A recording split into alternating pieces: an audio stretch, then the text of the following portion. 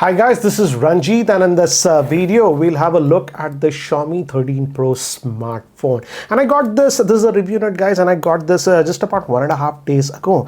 And when I got it, I was not that excited. Yes, it has that Leica branding, and I thought, yeah, like typical smartphones, yeah, you have just that branding. But I couldn't have been wrong. I would say this is the flagship Android smartphone coming with Snapdragon 8 Gen 2. But the biggest highlight for me for this smartphone is the camera. Yes, the cameras are so good that I have been taking so many photographs in so many difficult lighting conditions against the light here and there. And most of the shots that I take are coming out good. So this Leica lens that they have, and in fact it has a very big sensor, it's a 1-inch sensor, is making a lot of difference. So I'll be showing you a lot of photographs. Overall, as a smartphone, yes, like typical Snapdragon 8 Gen 2, it's performing very well. But I feel the biggest USP of this smartphone is the camera. But before I show you some sample shots and the camera and all this thing, let's look at the device itself. And again, the back is actually ceramic on this one. This comes in two colors, the white or the black. I have this white one, and this one actually hides the fingerprint, so that's why it's good. And again, because of the ceramic back, the phone is slightly on the heavier side, 229 grams. The front glass is Gorilla Glass Victus, so that's nice. And you notice this big camera hump on this one. Actually, all the three cameras are 50 megapixel, but the main camera is actually a 23 focal length, f1.9, and this is co-engineered with Leica. And this is having a very big sensor. That's the Sony IMX989. It's actually a 1-inch sensor. This is the biggest sensor that we are seeing on any smartphone as of now. So this is a very big sensor, captures in a lot of light, even very difficult shots at night. This smartphone handled it like a champ. The next camera is, again, this is also special. We have seen telephoto cameras also. This one is also a 50 megapixel telephoto camera.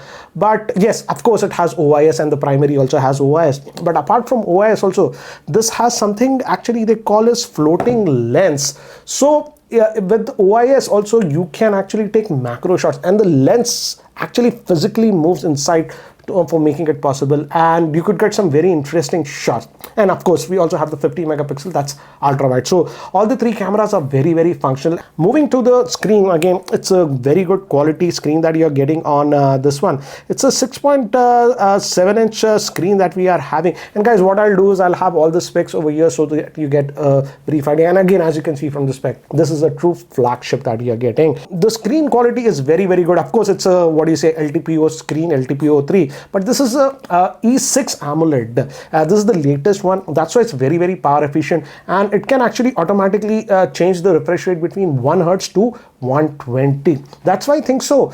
This is actually getting pretty good battery life. It's too early to talk about the battery life because I've told you I've just used it for 1.5 days. But initial impressions, very good. And also the quality of the AMOLED screen. Yes, it's slightly curved here, but because of that, I think so. And the back is also curved. It's easier to hold the device. And in terms of the vibrancy and everything, it's really good. And of course, it has all the HDR, HDR10, Dolby Vision. In fact, I'll show you. If I go to Netflix, as you can see, I was just checking, and it supports HDR10 and Dolby Vision. So that way you don't have to worry. And in fact, this panel can also go very bright. Even when I'm shooting pictures outdoors, it was very bright. Peak brightness of 1900 nits.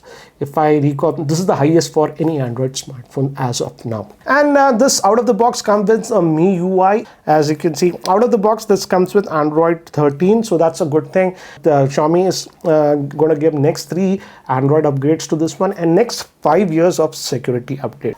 We will be getting the 12GB RAM variant. That's the one that I have, with 256GB of storage. And here also, they didn't compromise on specs. The storage is the fastest UFS 4, and even the RAM is actually LPDDR5X RAM. So in terms of hardware specs, there are no shortcuts or anything. In fact, yes, this also supports wireless charging. In fact, wireless charging up to 50 watts is supported, and even reverse wireless charging up to 10 watts is supported on this one. We have the in-display fingerprint scanner.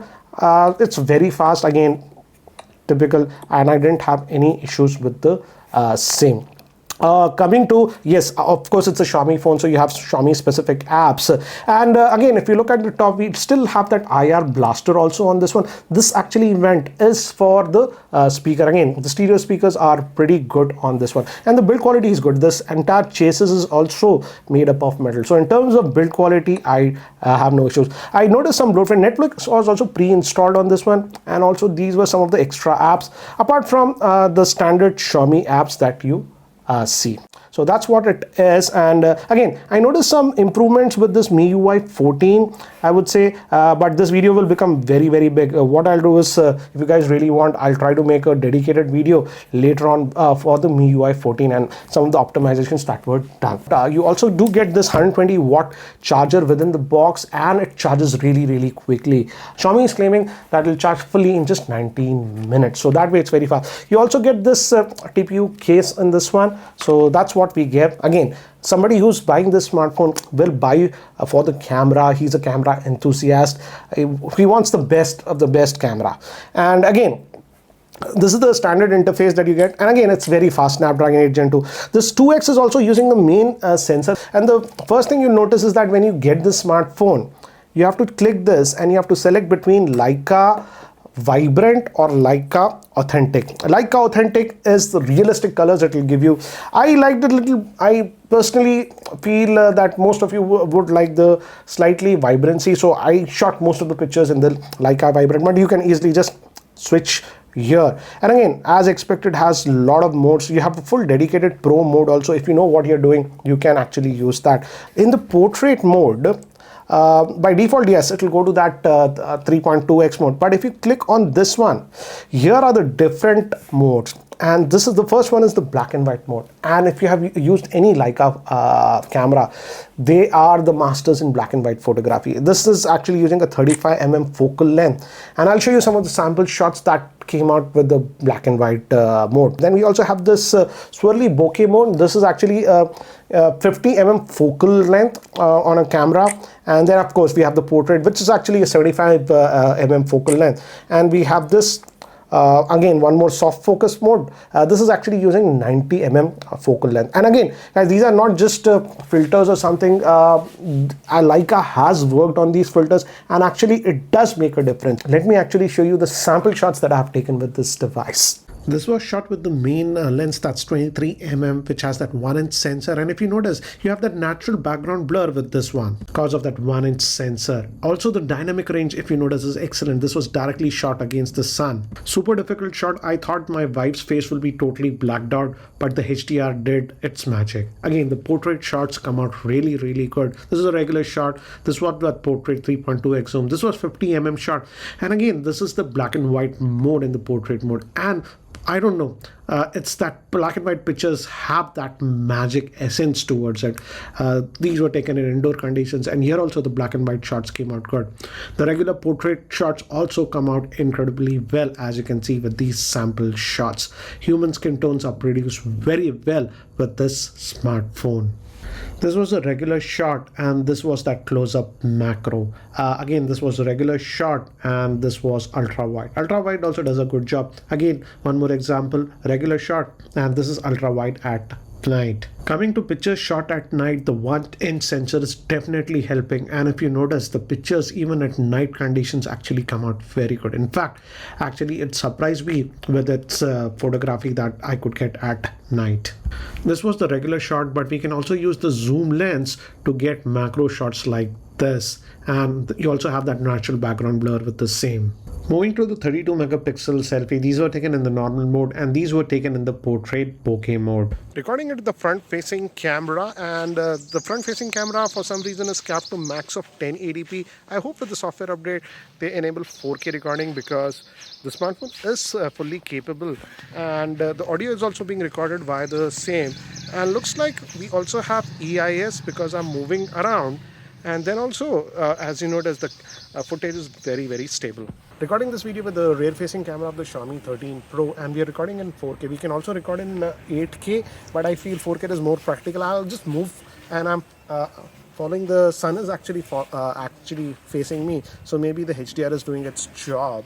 I'll just move around, And Triti, let me just go back to the shadowed area to see how it is handling and walking. So this is stability also we are testing. So this is a quick sample with the rear facing camera of the Xiaomi 13 Pro. So guys, this is the Xiaomi 13 Pro. As of now, shooting this video on 27th, we don't know the India pricing, but I was watching the launch event yesterday, and this 13 Pro in Europe, the Euro pricing is 1300 euros. And if we convert that to Indian rupees, the pricing would be almost 1 lakh. 13,000 rupees change. The international variant has IP68 rating, but for some reason the Indian variant does not have the IP68 rating. I think so it's water resistant. But anyways, we don't know the exact Indian pricing as of now, but from whatever rumors I'm hearing, this might be priced closer to around 85,000 in India.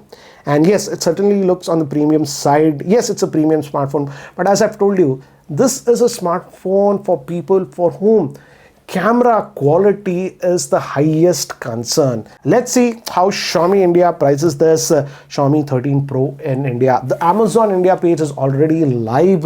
What I'll do is I'll leave the link in the description. So what do you guys feel about the Xiaomi 13 Pro? Do let me know in the comment section below. Anyways guys, that's it for now. Thanks for watching. This is Ranjit and I hope to see you in my next video. Take care guys.